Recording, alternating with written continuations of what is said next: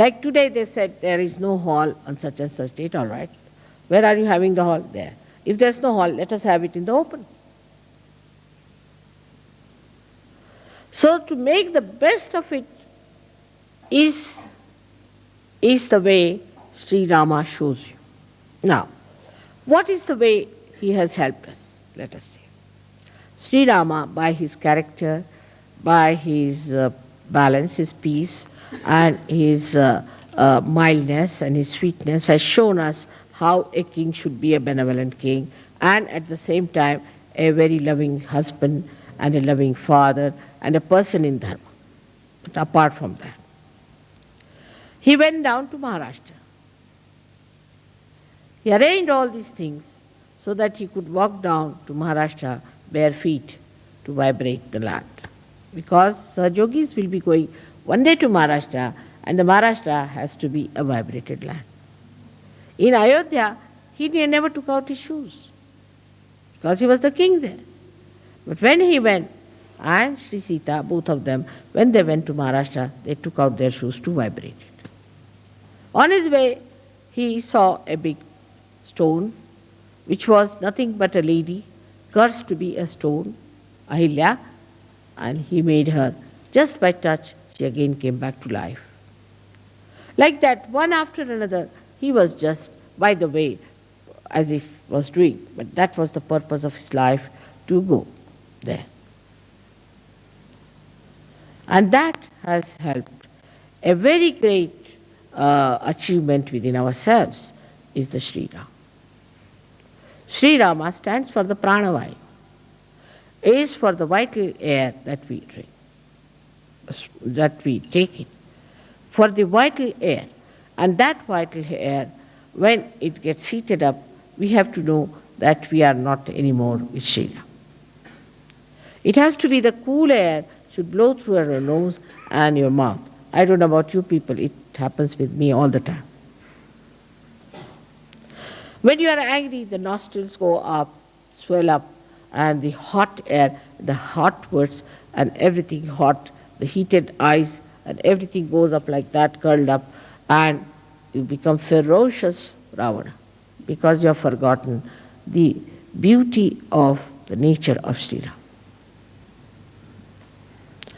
What has he done to our centered heart is the greatest thing, that he has given you a fatherhood within yourself. Because Sri Rama represents the fatherhood. Now what sort of a father you are, you have to decide. Those people who are not good fathers develop problems of the right heart. Also, those people who are not good husbands also develop the right heart. This right heart is so important because, especially in the West, where the climate is so funny, you have to keep inside your rooms and closed all the time, that you get all dried up inside. At that time, if you don't have that sweetness, that warmth, that kindness of Sri Rama, you get the trouble of asthma. So many people die of asthma in the West. On top of that, you fight with your wives, you treat them, you take away their money, you cheat them in their money, and every way you torture them, then it becomes even worse. So it has something to do with money, in the sense because Sita ji was Sri Lakshmi, and Sita ji was the one who was the power of Sri Rama. So the Sri Lakshmi also gets annoyed with you when you are a bad father or a bad husband.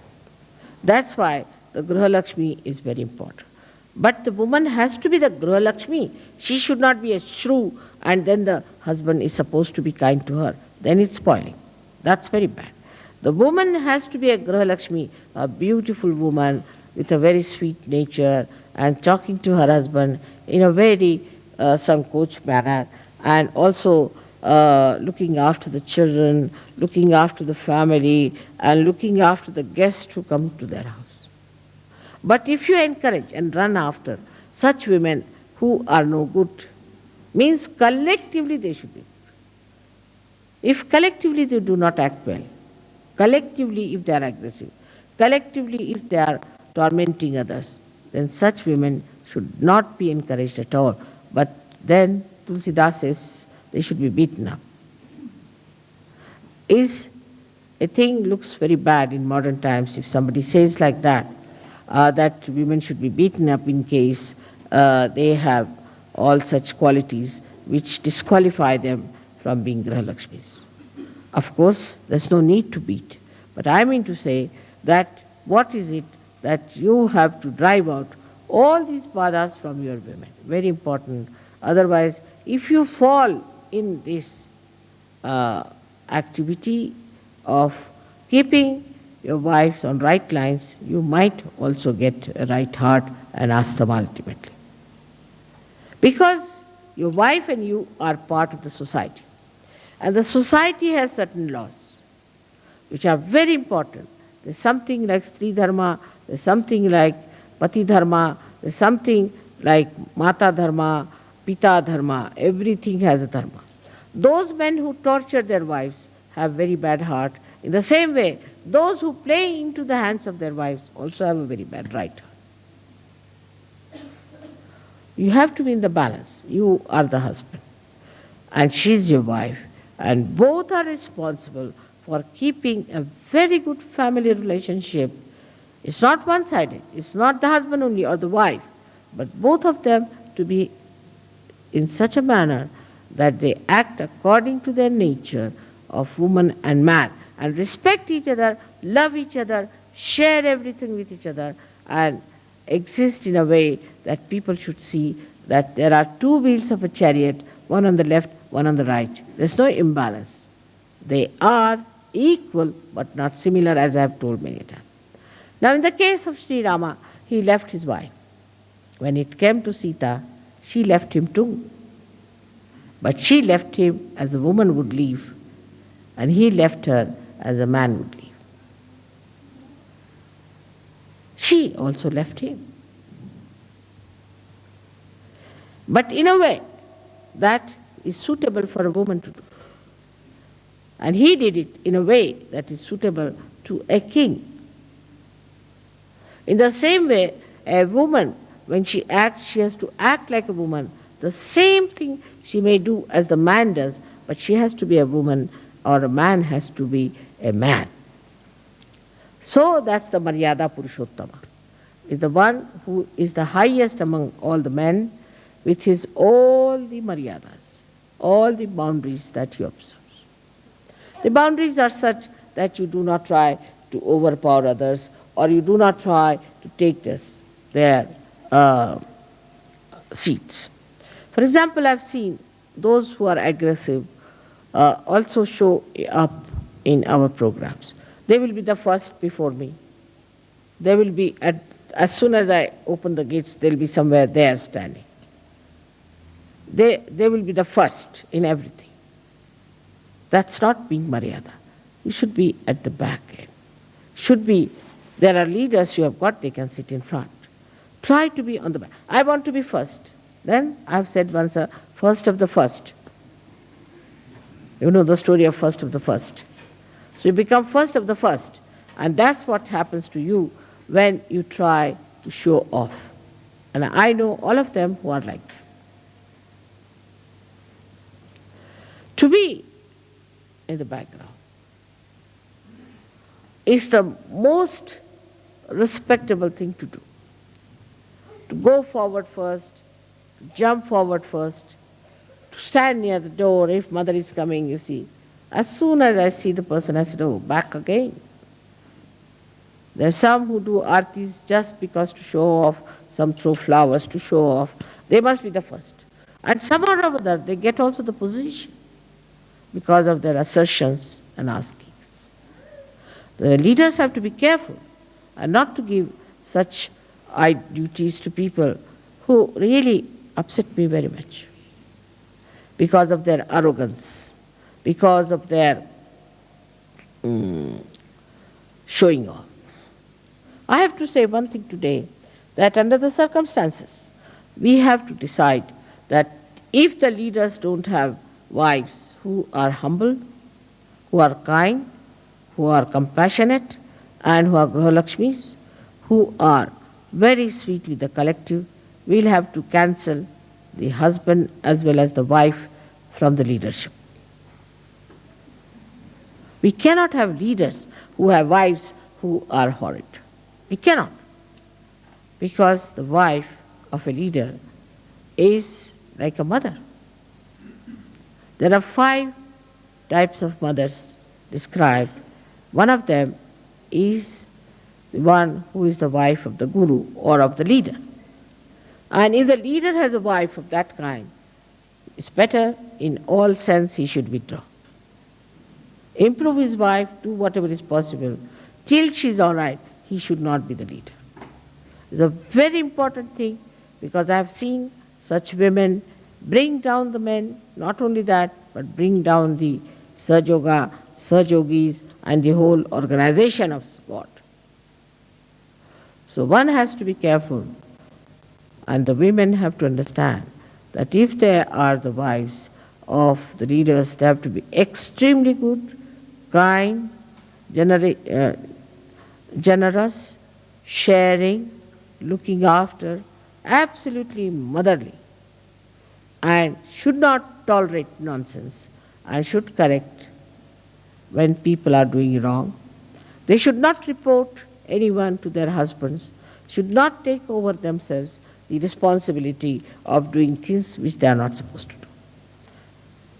If they are not of that level, they are of no use to people and they have no business to be proud of being the wives of the leaders.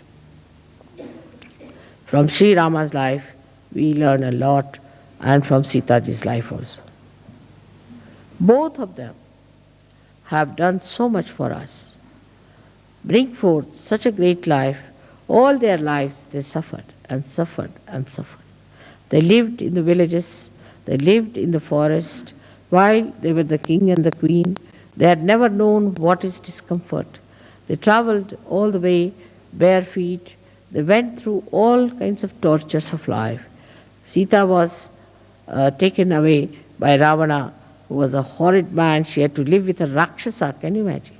She lived with a Rakshasa, and there she showed her greatness. The characters of different nature, like Sita and Sri Rama, they were showing the complementary attributes that they had, very complementary. And if that is so, then the husband-wife's relations are beautiful in Sahaja. That's the way it should be. I find some people are very nice. Some leaders are extremely nice, but wives can be very hard, can be very stiff, or could be very mischievous, could be troublesome, selfish. You cannot grow in Sahaja Yoga with these qualities. It's such a luck and chance that your husband is the leader, is the highest man in your nation, in Sahaja Yoga, and where you have to be up to his ability, capability, and his name. Otherwise, you have no authority. That's why I have to tell you that on this day of Dassera, let us decide that we are going to have Ram Raj in Sahaja Yoga, where there is benevolence, there is love, compassion, security, peace, joy, discipline among ourselves. The whole disciplining is within ourselves. What I say about Sri Rama is that he himself has put himself into the discipline of Maryadas. In the same way, we ourselves should put ourselves into the discipline of Maryadas. It is a very great thing that it should happen in Switzerland, because Switzerland needs it the most. The blessings of Sri Rama. The way it is going on in this country, this very selfish, non-benevolent activities going on, ruining all the poorer nations, by this kind of a selfish attitude, a very narrow attitude, very low level attitude towards the money of these poorer nations. Is important, very important for us today to pray for the emancipation of the hearts of those people who are just butchering. In these modern times, you don't have wars. But financially, they are butchering people, they are killing them by depriving them of their own money and their own benevolence. So, if Ram Rajya has to come, then Rama is to be born in the hearts of people who are at the helm of affairs. And that's how we have to pray to Sri Ram that be kind and compassionate so that you could be born into the hearts of these people. May God bless you all.